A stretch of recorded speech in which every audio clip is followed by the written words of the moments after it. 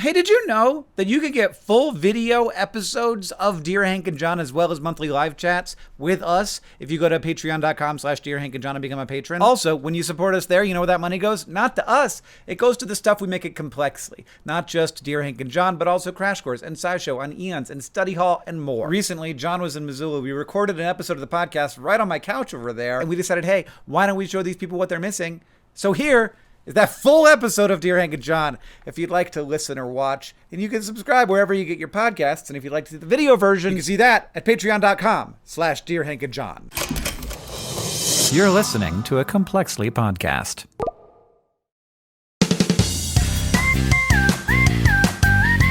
Hello and welcome to Dear Hank and John. Or as I prefer to think of it, Dear John and Hank. It's a podcast where two brothers answer your questions, give you dubious advice, and bring you all the week's news from both Mars and AFC Wimbledon. John, Yep. What kind of tea is the hardest to fit into a cup?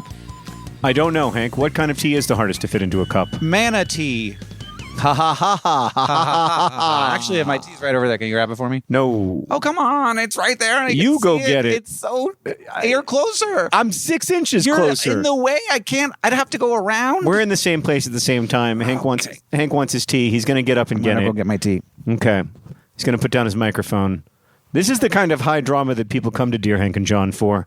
The sort of thrilling audio-based content that people love. I tell you what, the little ASMR tea. Little ASMR. Iced tea. Yeah, good for you. I almost tried to drink out of a microphone, John.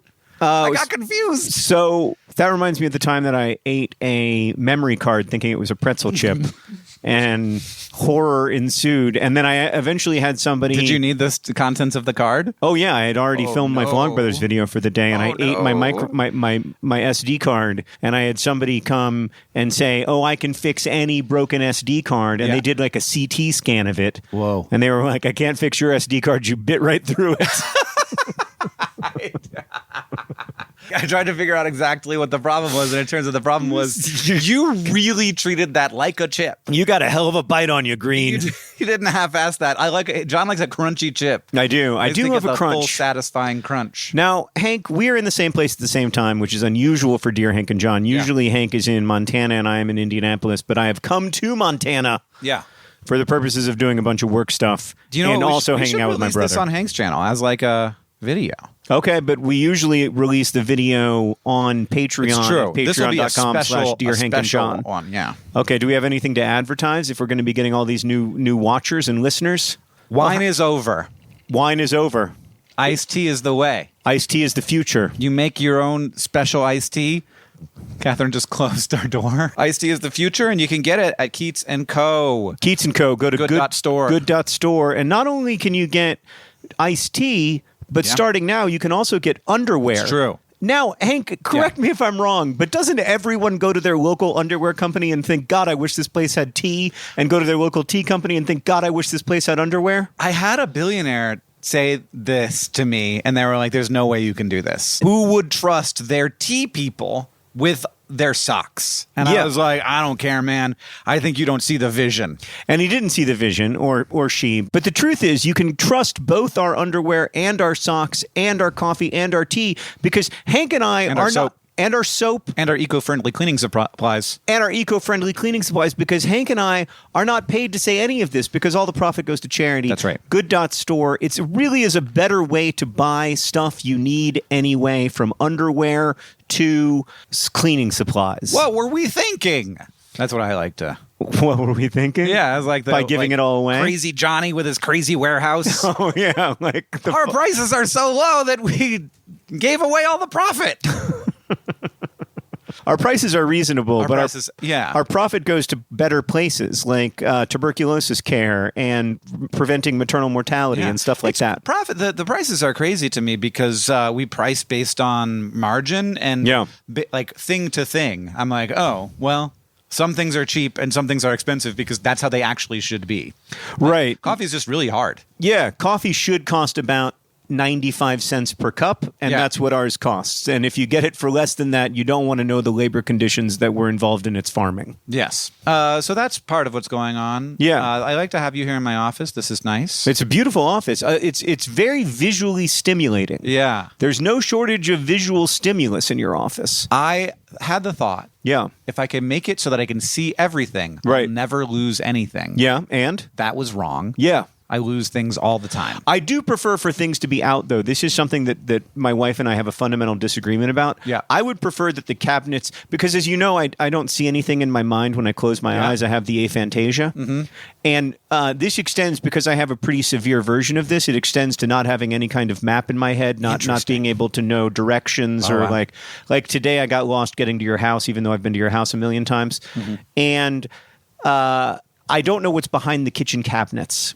This drives Sarah crazy. She's like, we lived in the same house for 15 years. The cabinets have not changed. The wine glasses are where the wine glasses always were. Yeah. And my position is, who knows what's behind a cabinet that you can't see behind? Okay? That's crazy. That is wild. I once saw a comment on an Instagram reel that was about a related phenomena, and it said, oh, didn't you know men don't see with their eyes. They see with their hearts. I don't know what I see with. And people are always like, how do you write books with this affliction? And I'm like, it's not an affliction. It's the only way I've ever been. And I am also not convinced that you actually see things in your mind when you close your eyes. But I am impressed by everybody else's ability to like get around and like know what's behind closed doors. I don't have any closed things in here. Yeah, which I really like, because from my perspective, it's almost more terrifying to know that there's so many items and artifacts behind a closed door. Yeah, I actually want to put more shelves in here, but there is one closed door over there. That would be difficult. And that has the router and stuff in it. And so you open it and wires just pile out, which I love having that behind a closed door. Yeah, that is a little stressful, but there is a lot of visual information in here, but it's not an unpleasant experience. However, this is an audio-based podcast, so I don't know. Well, some people are seeing it. I don't know why we've gone quite so video-centric for our podcast. You said that you have this thing, Aphantasia, but it's the only way you've ever been. Yeah. What I say, people ask me like, Hank, do you have ADHD? Yeah. And I say, I don't know what I have, but whatever it is, I like it. That's what I've gone with. But it turns out you do have ADHD. I recently found my assessment from when I was a child, where I was diagnosed with ADD or whatever it was called back then, in 1998, 1988. I think like 1988. And mom and dad were just like, yeah, that's fine. He's got bigger problems. You did have bigger problems because you had the sensory integration disorder. Yeah, I had all kinds of learning dysfunctions. Learning challenges. Yes. Yeah, but the point is, you are where you are, and you're doing great, and we're proud of you. And you're now going to answer this question from Zach, who writes, Dear Hank and John and Hank. Dear John and Hank, is it easier to push or pull? Oh, Concisely yours, Zach. Now, do not tell me the scientific answer to this. I am not interested in your science. Well, there is a scientific answer to it. Well, there's like an engineering answer to it. Okay, my scientific answer is that it's easier to pull. That's right. My heart answer is that this like answer pretends that all the human muscles are the same everywhere. That is true. Yes. So you are exerting less force when you pull. Exactly. It's easier to pull, but what if you have tiny little back muscles and huge pecs? Yeah. Well, then it might be easier to push. I think that it's largely that it is the legs that you want to have involved. So the legs, I don't know off the top of my head this stat, but somebody once asked me if you had to eat a part of the body to survive for a long time, what would it be? The butt. It would be a leg. Just not the butt? Well, the butt is, as you might have heard. Oh my God. Do not give me butt as legs in this context. Yeah, but regardless, that area, so like the quads, this is by far the most calories of the body are in the legs. Sure. And that's because those are by far the strongest muscles in the body, and also there's a lot of fat storage down there. Sure. So those are the big muscles. You want to be using those, and oftentimes when you imagine pulling, you're imagining just sort of like leaning back and pulling with your arms. But you're actually pulling a lot with your legs. But when you're pushing, you usually are pushing all with your legs. So what you have to do is pull by turning your whole body around, so that like if I'm pulling you. Oh, you pull like the way those strong men pull semi trucks. Yeah. That's how you pull. Semi-trucks? Semi-trucks? Semi-trucks. Semi-trucks. There's a lot of words for that thing.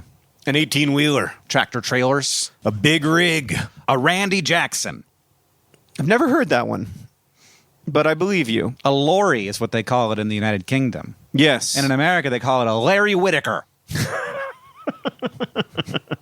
A Stoops McGee. They call it a highway bigman. All right, I think we're good there, Hank. The point is that when you're a strong person and you're pulling a semi-truck or an 18-wheeler or a big rig or a Stoops McGee, you're pulling, but you're pulling in the opposite direction. You're pulling with your legs, which you're often not doing when you're pulling, although I guess you're still pulling with your leg.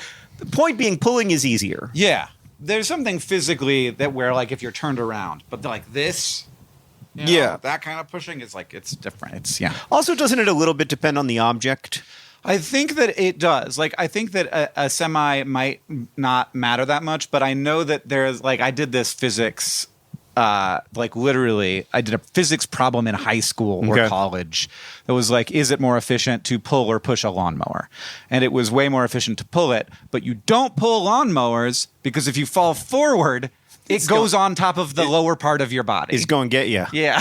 Reminds me of that horrifying and lovely poem by Philip Larkin about the hedgehog, groundhog. I don't remember what kind of animal it is. You want me to read it to you? Not usually, but one never knows.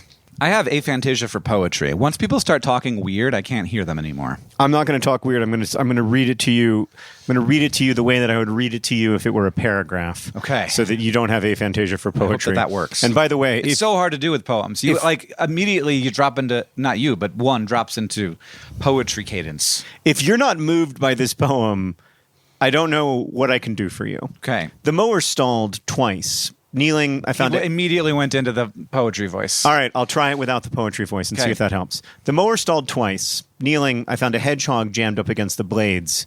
Killed. It had been in the long grass. I'd seen it before, and even fed it once. Now, I had mauled its unobtrusive world unmendably. Burial was no help. I liked it. It's not over. Okay. Next morning, I got up, and it did not. The first day after a death, the new absence is always the same. We should be careful of each other. We should be kind while there is still time. I think that there's something wrong with my brain. Yeah. I mean, if you're not moved by we should be careful of each other, we should be kind while there is still time, I don't know what to tell you. Can you unlock your phone? Can I try and read it? Yeah. Like it's... Yeah, this is gold. People are going to love this. You like the poetry voice. I don't know how to not do it in the poetry voice, but... Try it. The mower stalled twice. Kneeling down. Well, I want to add words because this isn't how people talk. The mower stalled twice. Kneeling, I found a hedgehog jammed up against the blades, killed. It had been in the long grass. I'd seen it before, even fed it once. Now I had mauled its unobtrusive world unmendably. Burial was no help. Next morning I got up and it did not. Did not what? Get up, buddy.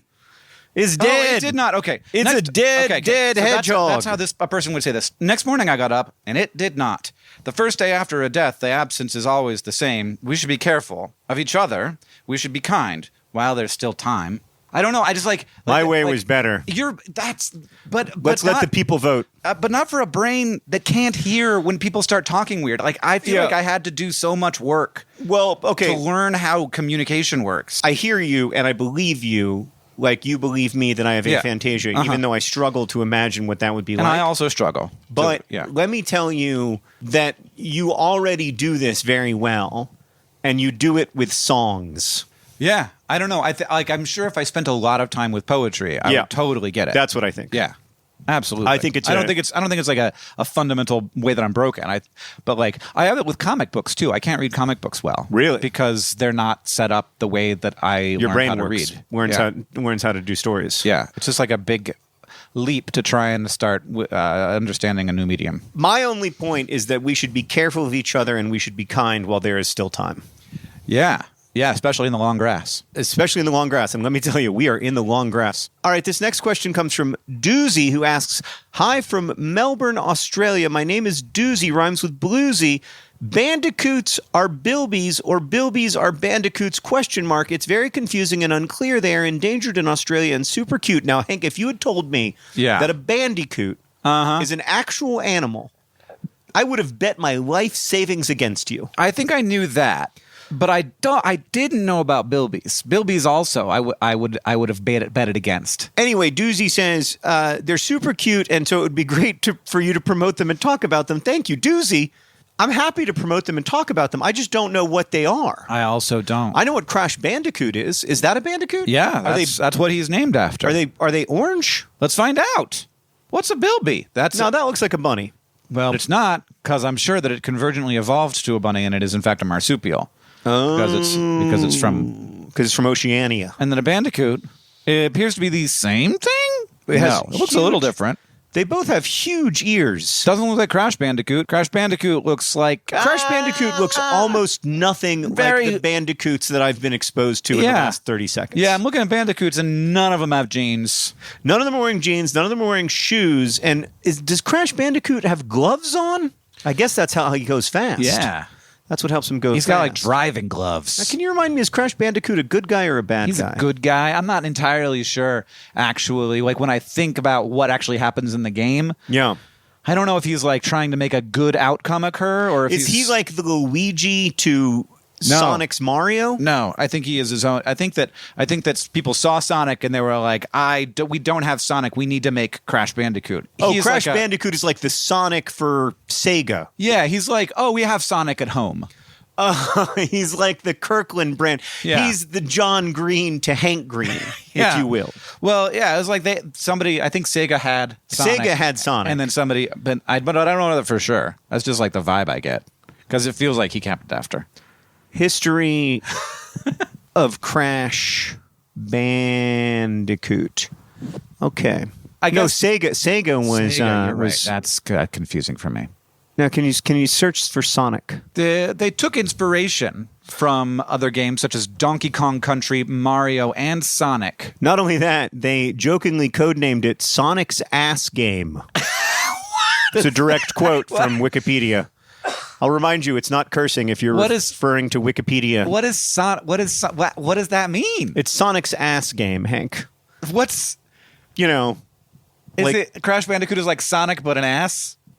But he's not an ass, he's a bilby, as we just established. In fact, right there in the name is Bandicoot. It's true. Wait, is Crash Bandicoot in fact a bandicoot? We should answer that question next, or is that just his name? The way some people are named Rabbit. Yes, Crash Bandicoot is a bandicoot. Specifically, he is depicted as a genetically enhanced anthropomorphic Eastern barred bandicoot in the video game of his same name. His ears look nothing like the adorable bandicoot ears. He was genetically engineered. But he was genetically engineered to make his ears less cute? Yeah, no, so that he could be more powerful. Sometimes cuteness is a diminisher. It can be a drawback. It can be a drawback. Yeah. Is this what the Australian wanted us to promote, is Crash Bandicoot? I think the Australian wanted us 1990s video game character? I think the Australian wanted us to promote the actual endangered animals, which we are promoting while also saying that Crash Bandicoot is not doing a good job, in our opinion, of depicting a bandicoot and is, in fact, mostly Sonic's ass game. Right. But Sonic's Ass Game continues. There was just a Crash Bandicoot property released in 2023, Crash Team Rumble. Do you think Sonic's Ass Game is a better title for an album or a song? Sonic's Ass Game, to me, I'll be honest with you, I'm having a hard time parsing it in a way that isn't about I hear you. How good Sonic is at that. Yeah. Yeah. Like how well he fills out his jeans. That is how I parse it. Yeah. Sorry for all our 5-year-old listeners, but I just don't know how to get around it. We're just quoting Wikipedia. Sonic's butt game. He's got a good butt game. It could be a donkey thing. Could be a donkey thing. He could be playing Pin the Tail on the Donkey. Sonic's donkey game. Yeah. Yeah. That's an ass game. That's an ass game. In fact, I would argue the single most famous ass game is Pin the Tail on the Donkey. Uh-huh. I couldn't come up with another one. No. I'm sure I guess donkey riding, like donkey racing, is Donkey Kong. Donkey Kong. But he's not an ass. He's just named Donkey Kong. Dude, I just realized that Donkey Kong is not a donkey. He's a monkey. Oh, yeah. What? That's like Crash Bandicoot not being a bandicoot. It's like Sonic the Hedgehog being a bandicoot. Or Sonic the Hedgehog indeed being a monkey. Was Sonic the Hedgehog genetically engineered to be like him? No, he came from space, bro. Oh, do you know this because you watched the movie? Yeah. 17 times. He came from somewhere. I'm not sure if it's space, but I think it is. Right. Yeah, you haven't seen the movie? No, but that would... I mean, I am excited to have the Fermi paradox well and truly solved. By the Sonic the Hedgehog By the film? Sonic the Hedgehog film. Do you know Jim Carrey said that he was retired from acting unless there was an extraordinary role that came along, and then immediately after that took the role of the bad guy in Sonic the Hedgehog 3? You know, I think by extraordinary he meant real fun. Or lucrative. I don't know. Extraordinary could be lucrative. Maybe. But I bet that role is really fun. That's the thing. I wonder how fun it all is. Especially once you're good at it, you know? That's what I've been know writing. What you're doing? That's what I've been writing a novel about for the last several years. What? Whether or not acting in Hollywood and being a movie star is fun. Oh. Or whether, in fact, it is a trap from which it is difficult to escape. Yeah. Anyway, let's answer another question from our listeners. That's probably also an important question for us to ask, and for other reasons. No joke. This question is from McKenna, who asks, "Hello, Hank and John. My name is McKenna, and I had cancer 3 years ago, leukemia. I made it out fine, but my mental worldview shifted dramatically. I grew up going to Protestant Christian churches and consider myself to have faith in the Bible. My hospital stay drastically changed me into an atheist, or if I do believe in God, I don't like the guy very much. Believing in humanity is hard, and I've had a hard time coping with that transition. Any advice?" I think we should turn to the cancer survivor on this one. I guess, but I haven't had any crises of faith in my life. That's true. I have. So you answer from the cancer survivor perspective, and I'll answer from the constant crisis of faith perspective. Sure. I mean, one thing about that is changing about cancer is that it's usually, not always, but usually you come out with a bunch of friends from that community, and those people don't all make it. And that was the case for me. That, for me, isn't that hard to sort of place into the history of humanity. Right. Or, you know, sort of like my understanding of how physics and biology and chemistry work. I honestly feel, in terms of humanity, I don't feel like I lost any appreciation for humanity because I saw a lot of humanity. I saw a lot of humanity in the people who love me and the people who love my friends who died. I saw a lot of humanity in the healthcare system that obviously can be inhumane, but like in terms of the actual people in it, are just a bunch of people trying to do their best given the systems that we have. And I learned a lot about sort of myself and what I wanted, and was a bit surprised and honestly pleased to find that I wasn't worried about like missing the future. I wasn't worried about, you know, lost income. Though I, of course, had the privilege of not having to worry about that too much in terms of like practical considerations. I was just worried about like not being there for the people who I love and what they would carry forward if I wasn't here. And so that made me like kind of feel good about myself. And it was like lessons that I feel like I don't want to lose a hold of. Mm-hmm. I think part of what a lot of people struggle with in the wake of life-threatening illness, and you know, I've had little glimpses of this. I recovered from a pretty serious, somewhat life-threatening bout of meningitis, for instance. But I haven't had the kind of glimpse of it that you've had or McKenna's had. But I think a lot of what people struggle with is on the other side of that, like a lot of your preconceived notions are challenged. Now, a lot of your preconceived notions weren't challenged, which is interesting, but I think McKenna's were, you know, especially if you grow up hearing everything happens for a reason, or you grow up hearing like God has some kind of master plan for us. And then you see up close that master plan, if it exists, as McKenna says, is the kind of thing that where I don't like the guy very much. Right. I don't love the master plan. Yeah. I mean, could we have just like like you're a pretty clever guy up there. Yeah. Shouldn't couldn't you have had a better out? master plan? Yeah. Or indeed, like if the master plan is so far beyond my understanding, why was I given this ability to grieve so deeply and to hurt so much? Yeah. Which we don't need to have. We don't. Well, I mean, we may in order to. Well, we don't be ourselves, but maybe. Yeah. But in my experience, almost all the lessons I learned from my friends dying or from serious illness or whatever are lessons that I could have learned elsewhere more cheaply. That I didn't have to, in my opinion, anyway. But part of what's happening for McKenna maybe is when they say I have a hard time believing in humanity.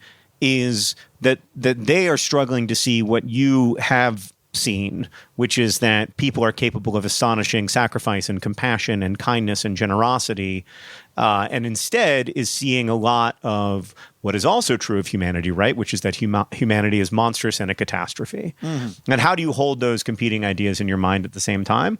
I don't have an easy answer for that, but I think you have to. Yeah, I also like I don't. I just do, I know. Yeah. You are able to, but a lot of us struggle to. We want a simple, straightforward answer to, is humanity good or bad? Is humanity good news or bad news? Is humanity a gift or a curse? Like, is consciousness itself something to be reveled in or something to be despised? I do have a hard one with that. Like, here's the thing. Yeah. Because I'm like sort of it and also outside of it, I feel very strongly that life is a good thing. Mm-hmm.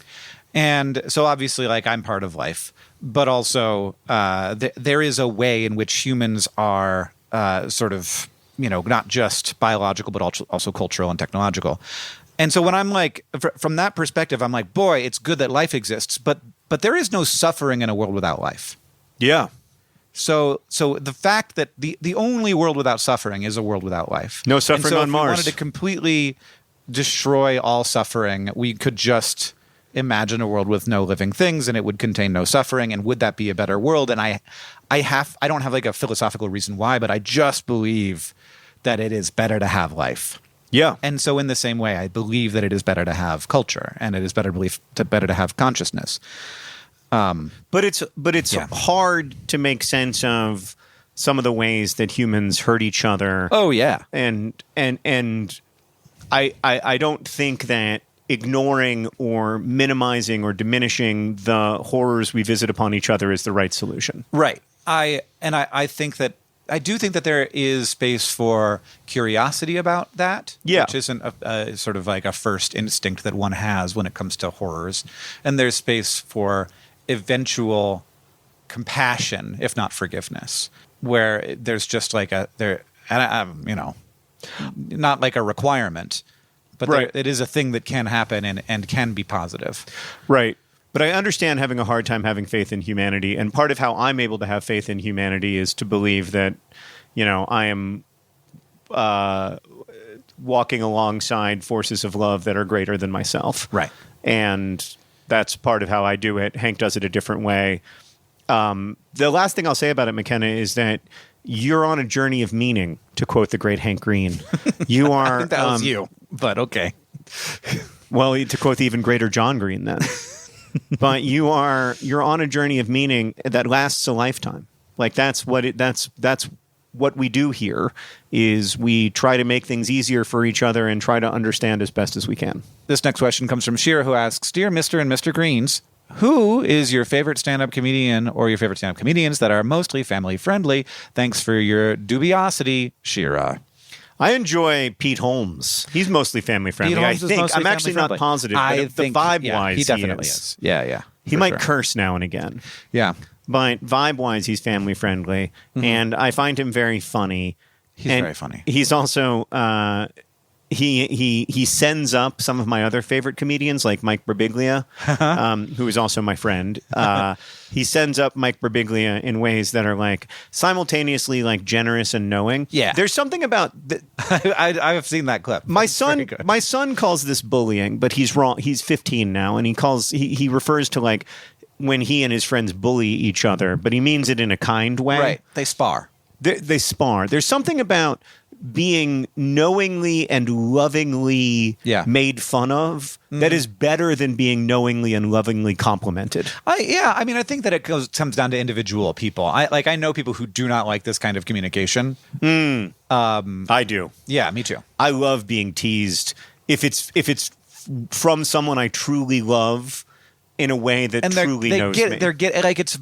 It's hard to do well. Yeah. So when someone does it well, it's like, it's because you get me. You know me. You know how to hit me in that spot. That's like, that's strengthening that spot instead of weakening it. I remember once I asked my friend Maureen Johnson if my eye looked weird. I said, "Does my eye look weird?" And she said, "I think we've found the name of your memoir."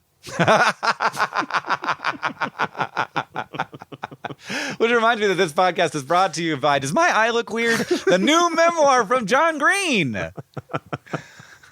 Oh, yes. Today's podcast is also, of course, brought to you by Crash Bandicoot. Crash Bandicoot, this is really the only podcast where you can get a little bit of post-cancer life mulling and Crash Bandicoot content in the same 60 seconds. This podcast is also brought to you by the human leg. The human leg, the most calorie-dense part of the body. And today's podcast is brought to you by the long grass. The long grass. How do we get out of it? We're here.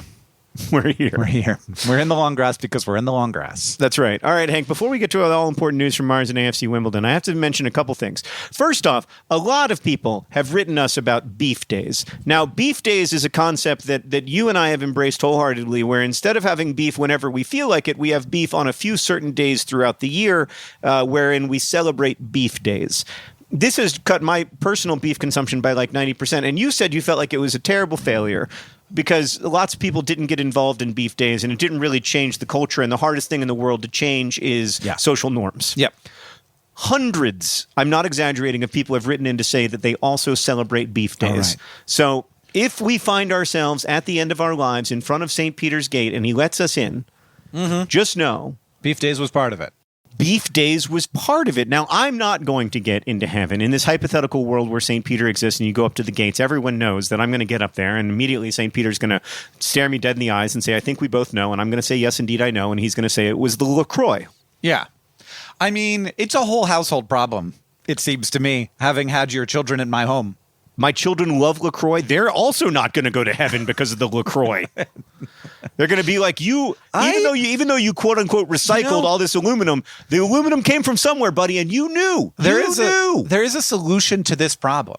You're going to say a soda stream, but I love my LaCroix. No, there's a solution to this problem that has not yet been invented. Okay. Which is whatever soda carbonator does as good a job as LaCroix. LaCroix on tap. LaCroix, a keg of LaCroix. Oh, you're speaking my language. I mean, this Midwesterner Why just not? got a shiver that went all through his body. You got to go to like a dram shop and just bring your crowlers to fill it up with LaCroix. That sounds so good to me. I mean, I've always thought that there must be a way to make LaCroix at home. It's not complicated. All right. But what's your concern? Why is it not as good to have a home? Because you have a home carbonator. I do, and I use it sometimes, but it's just not as good as LaCroix. Is it the flavor or is it the bubbles? It's both the flavor and the bubbles. It has worse bubbles? The best tweet of all time was when somebody said a LaCroix flavor is like you're drinking a plain soda water and somebody in the next room shouts, grapefruit! Yeah. That's the exact amount of fruit I want, and that's the exact amount of fruit they give me. Yeah. I just had one of your spendrifts. Yeah. Whatever it's called. Mm-hmm. Spenddrift is a great actual modification of this name because you spend. You do. It ain't free. And it's like instead of having an artificial, whatever LaCroix has, they have actual fruit juice. It's terrible. I'm not interested in it at all. I love them. They're so good. So good. It's like on the package, it's like this every one of these contains 17 cherries. All right, Hank, we got one last question before we get to the all-important news from Mars and AFC Wimbledon. It comes from Rihanna, who asks, Dear Hank and John, trying to get my 5-year-old to sleep the other night, I somehow wound up explaining to her how eventually there will come a time when there won't be any people left alive on Earth. Oh, this really helps 5-year-olds go to sleep, in my experience. But that Earth will probably still be here. Yeah. I was, of course, having feelings of extreme panic inside at saying this out loud. I think I did a pretty good job of keeping it together and not letting the dread show. Anyway, my 5-year-old didn't seem panicked because she got excited and asked, when that happens, will dinosaurs evolve again? Well, will they, Hank? That's not a bad hypothesis, Rihanna said. Yeah, we don't, what I can say for sure is that the Earth has a while. Yeah. And also, so in both ways, there's less time than you think for the Earth. Because everybody says, the sun's going to explode in 5 billion years. Right. But in 1 billion years, the sun's going to be so hot that it's going to bake off the oceans. Which is going to be a real problem. So that's... Because I'll remind you, we're mostly a water planet and we're mostly water life. We're just fish on land. And so boiling oceans will be a big issue for us. Yeah. Lack of fresh water will be a big issue for us. Right. So we've got about 1 billion years. Which is important to note because that means we're in the second half of life on Earth. Oh, yeah. But we are not in the second half of complex multicellular life. Right. So for so much of the Earth, it was just single-celled organisms or really simple multicellular organisms. Right. As far as like vertebrates go, we are probably at about the halfway point. Wow. Which is really interesting and not at all how I had been pitched the situation. No. If you think about vertebrates, we're 50% in to life being manageable. Now, that tells me I think vertebrates are going to be super sticky, for lack of a better term. I think vertebrates are going to hang around as long as possible. Yeah. Do I have a ton of confidence in humanity being there at the end of the vertebrate age? I do not. Right. But I think that it is possible that very sort of different looking vertebrates could evolve in the future. Yeah. It's going to be very dependent on a lot of different things, on the level of heat and the sort of composition of the atmosphere, et cetera. And I think it's entirely possible that another intelligent species could evolve if we totally obliterated ourselves. That, like, primates could do it again, or primates could do it. Yeah. Maybe. I'd be really interested to see what the birds could get up to, but they have like a problem with the wings. Yeah, they can't like do stuff with their wings except fly. Flying birds have had a long time to get smart. Yeah, and they haven't gotten all the way there. Yeah, they've gotten interesting. They've gotten really interesting, pretty smart, but they haven't gotten all the way there. Yeah. I worry that they will struggle to get all the way there. I think primates have a really good chance. I think sometimes we underestimate the chance that raccoons have.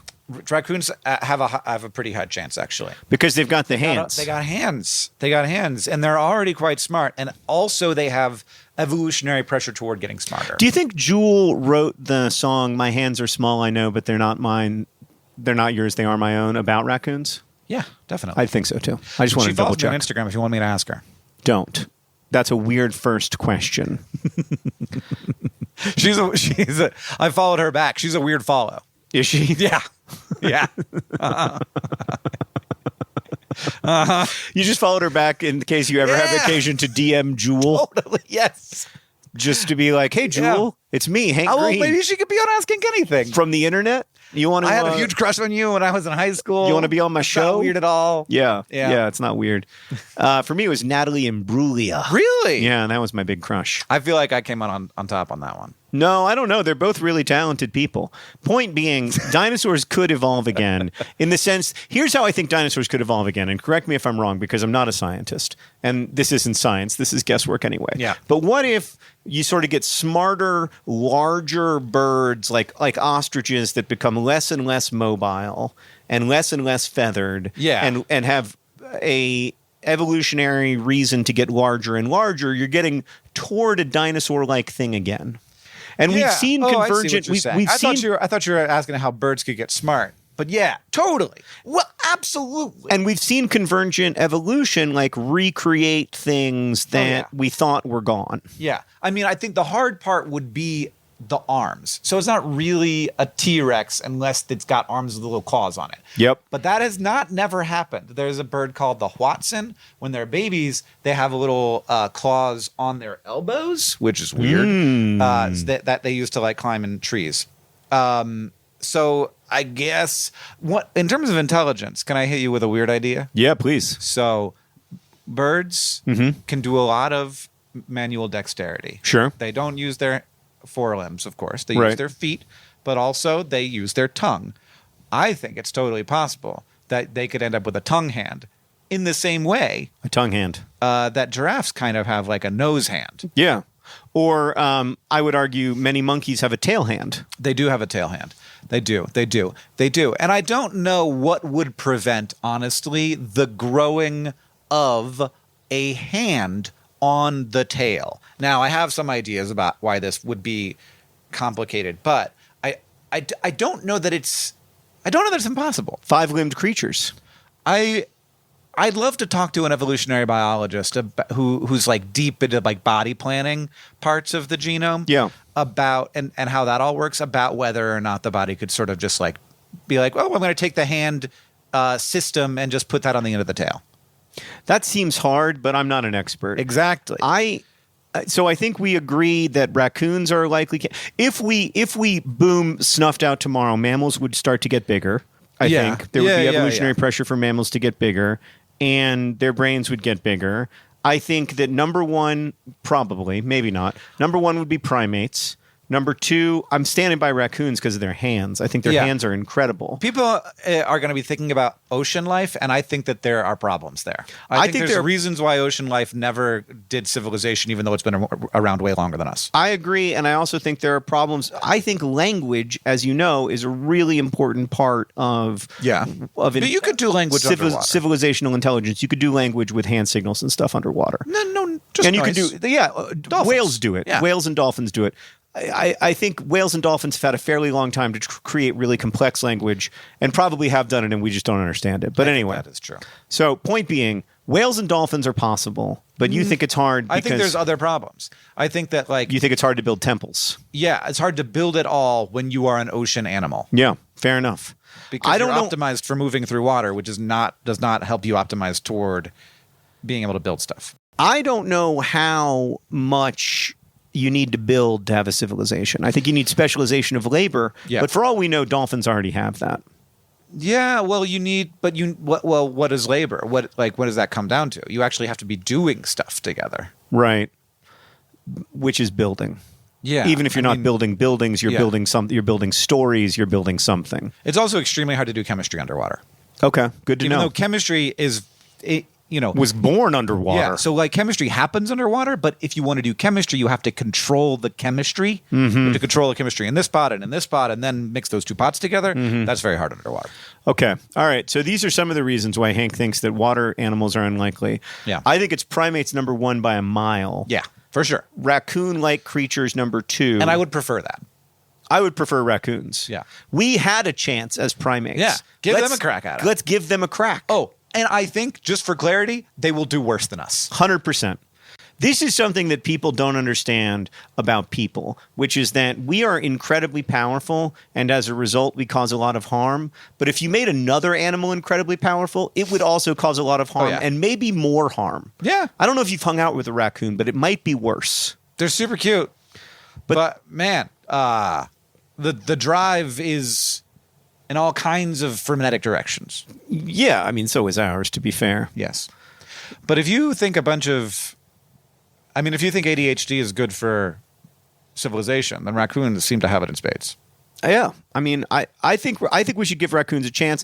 I just think that they might be monstrous to each other, the way chimpanzees rip off each other's faces and stuff. Chimpanzees are also not nice to each other.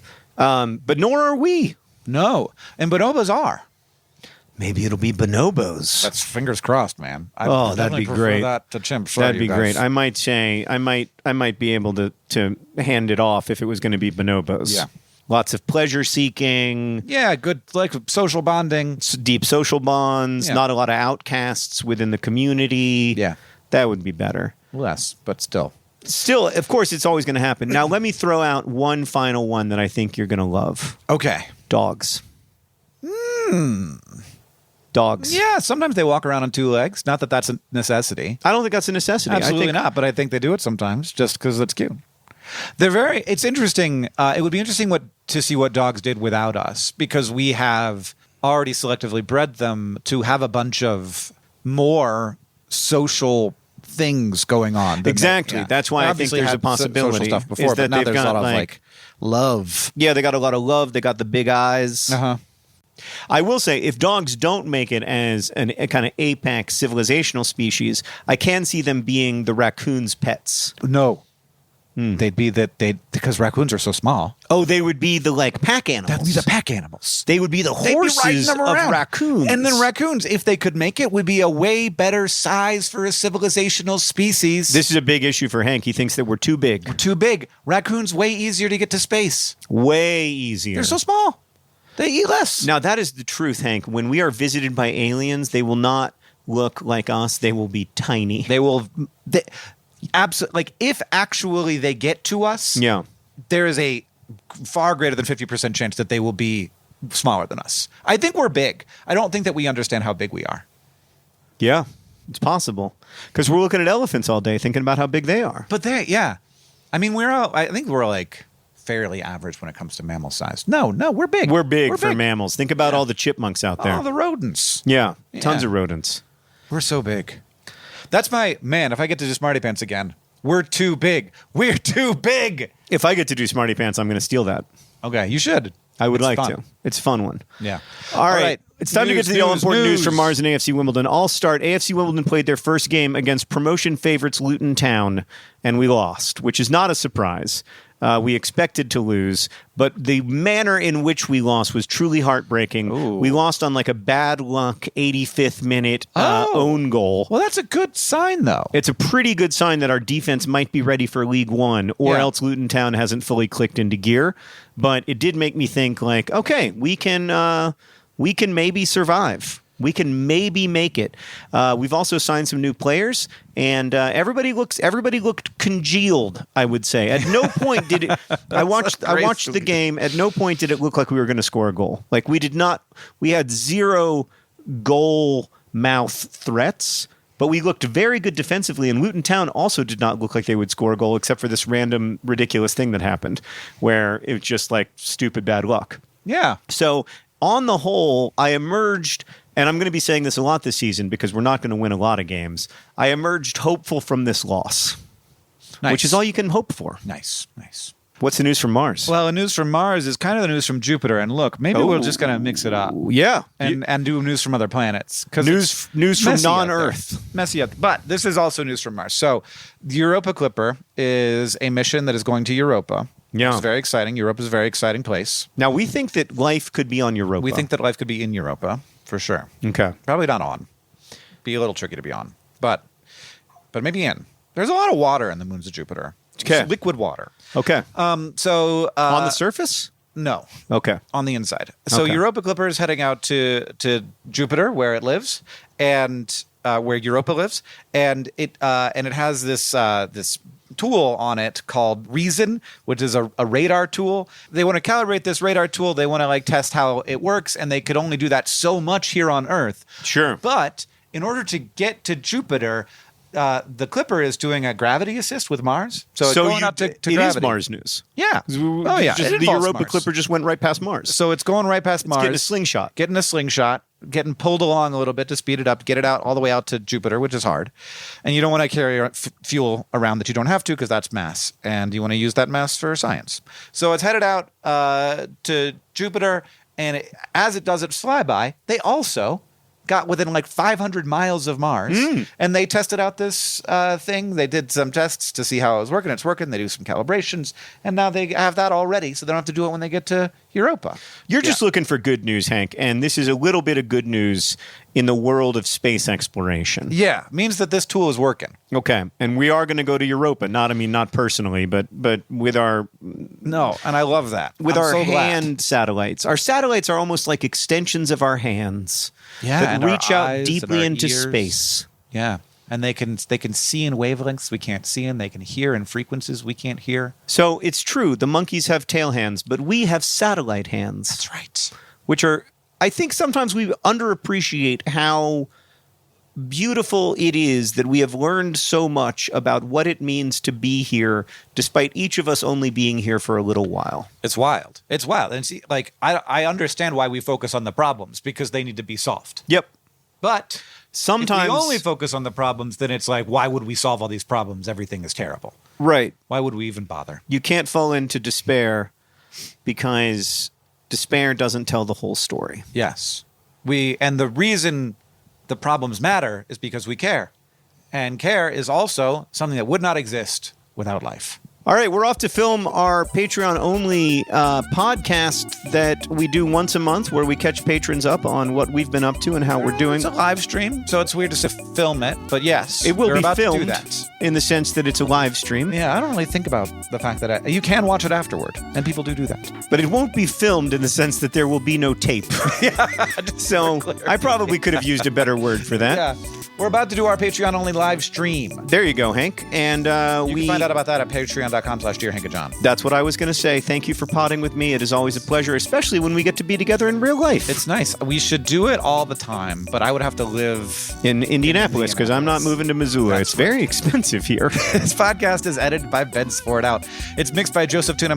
Our marketing specialist is Brooke Shotwell. It's produced by Rosianna Halls Rojas and Hannah West. Our executive producer is Seth Radley. Our editorial assistant is Deboki Chakravarti. The music you're hearing now and at the beginning of the podcast is by the Great Gunnarola. And as they say in our hometown, don't forget to be awesome.